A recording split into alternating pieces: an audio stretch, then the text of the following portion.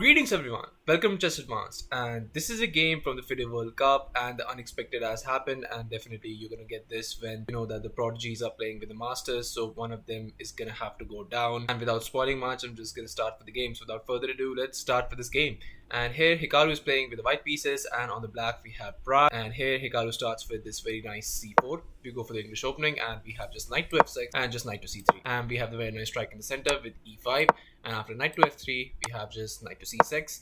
We go for the 4 knights variation, and we have g3, just going for the fianchetto variation, and going for this very nice bishop to b4. And here Hikaru actually surprised Pragg, or so he thought, going for this knight to d5, just trying to mix it up and surprising Pragg right from the opening. But we have just this very nice e4, and you can say that Hikaru's plan backfired a little bit, because Hikaru went for knight to h4 and Pragg just simply castles. But we have this bishop to g2, and here d6 was played, and here Hikaru, thinking that there's no threat in the position, just castled to safety, but it was further from the truth. So it's very early in the game, it's just move 8, but pause the video and try to find the move that gives you a better advantage to have a winning position while I give you a couple of seconds. So I hope you paused the video, and I hope you found the move, because this is the one that could help you take down Hikaru Nakamura in the Fide World Cup. And the move is the very spectacular g5. And here Pragg saw it and Pragg played it, and you can see that the knight has no squares to go to. So you might think like you're losing a piece without having any compensation, but actually it is further from the truth. You have a move, only one move, which saves the game and gives you a decent fighting chance, and that move is the spectacular d4. And you might think like, well, this is not doing anything much, you can just go for the piece and go for this 3 captures on h4. That would be a terrible blunder, because you get this very nice bishop to g5. And now you can see that the knight is pinned, and here it would be a terrible way to end the game, because even with the best defense, going for this knight captures on d5, after queen captures, and after bishop knight captures, you get this c captures, and you're down to queen, completely lose it. So what you could do better in this position is, instead of capturing right away, just play this very nice h6 and wait for your turn, because after bishop to h1, now you go for this g captures on h4, and you're gonna have to give back some material. So after bishop captures on h6, now you can play this knight captures on d5, and after c captures, you go for this knight to e7, but you don't want to grab that rook just yet. You want to improve the position, and you want to improve this with very nice bishop captures on e5. And after a move like knight to f5, just not allowing this bishop to have much influence along this diagonal. Now you might think, after bishop captures and bishop captures, what's stopping you from capturing that rook? Well, you could capture that, but that is not the best move in that position, and let me show you why. Because after bishop captures and queen captures, after a move like g4, pushing the bishop back, you definitely don't want to push the bishop back. Instead, you play this queen to g7, and after a move like f3, now you go for this bishop back to d7, and after e4, you go for this very nice c5, and this b captures. Now you might think like, this is a much better position, because you have a rook, but you have a rook against 2 bishops, and we know that having a bishop pair is definitely what you should opt for, because this bishop can slide over to this diagonal to help out with the attack. You have edge pawn who's already advanced, you can push this pawn and get this bishop to this very nice diagonal. You can move the queen and have this very nice battery along the g file. I mean, who wouldn't want to have this position? That's why you should not capture that rook, but instead what you should opt for in this position is go for this queen to a4. And now you get this f5 protecting that bishop, but the bishop has no retreat squares, and you just push this a3 and get back your piece.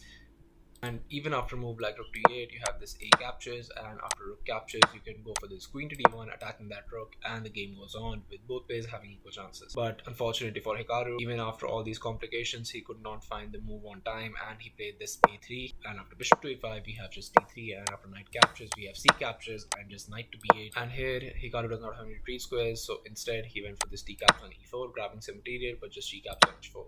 And here Hikaru instead went for this bishop to h6, attacking that rook, but just rook to e8. And here Hikaru instead went for this g captures on h4, but just queen captures on h4. And you have to defend that bishop, so just queen to c1, defending that bishop, f6. And here was the last chance for Hikaru to actually save the game, and it's not an easy one to spot, and you have to go for this b4 in this position. And that might seem like it's not doing that very much, because after bishop to b6, and even after e4, and just to show you one of the lines, if you're not careful, if you go for this a6, just trying to make some room for your king, you get this very nice rook to a3. And even after king to h8, you'll get this rook to g3, and even after rook to g8, you just straight rook captures and king captures, and after a5, pushing the bishop back. If you would dare to go for this bishop to a7, you'll get this very nasty queen captures on c7, and now there's not much for you to do in this position. You can block with the knight, the checkmate that followed, but you get this queen to d8 check nonetheless. And you might be thinking, what's the continuation here? Because after king to f7, what you are doing. You had this very beautiful e5, and now comes the trouble because after d caps on e5 you have this d6 but instead here black will go for this queen caps on h6, this taking one of the pieces, but you have this bishop to d5 check, and after king to g6 you have this very nice king to h1, making the room for the rook to come in, join the attack. And after bishop caps on f2 you have this queen to e8 check first, and once the king starts running away, now you go for this rook captures. And after king to h4, well, your king is on h4, you don't have much to hope for in this position, and definitely white doesn't want to be preferred in this position. So what you want to do after a5 is that you have to play this bishop to d4, and after bishop to f4 you go and play this bishop to h3, and after bishop to g3 attacking the queen, and after queen to g4 now you trade with bishop captures and queen captures, and just go for this e3 attacking that bishop, and once the bishop moves, now you get back your piece by playing this. And this was just one of the possibilities of which it can happen, and definitely Hikaru had the possibility to save the game, but instead Hikaru could not spot the move as he went for this king to h1. But now it's all trouble because here knight to d7 was played, and back to f4, and we have just knight to e5, and this bishop to g3 just attacking that queen, and h5. And if Hikaru doesn't come up with something quick, Pragg is definitely going to enjoy his extra piece, because here rook to g1 was played by Hikaru, and we have just knight to g6. And after f4, I mean, you have to try something in this position, but just very nice bishop to b6 going for this very nice rook. So we have e3 is not allowing that, and we have the very nice king to f7 by Pragg, and we have this e5, but it doesn't do much because here just d captures was played, and after f captures we have this very nice knight captures. And here final attempt by Hikaru, as Hikaru went for this queen to c3, but we have just bishop to h3. Now trading down even further, and after rook a to f1 was played, we have just to trade with bishop caps on g2 with the check. We have rook captures, and just going for this knight to g4, just going after this pawn and the fork that will follow.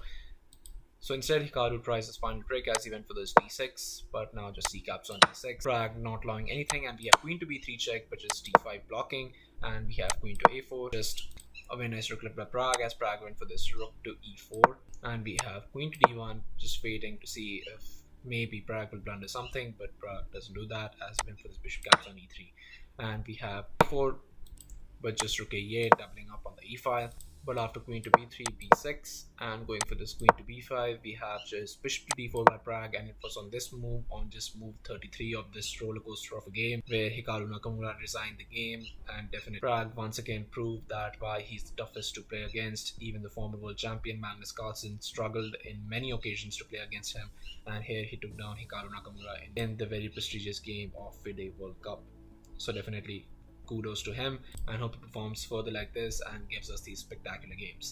So yeah, thank you all for watching. I'll be coming up with another game, so stay tuned for that, and I'll see you guys very soon.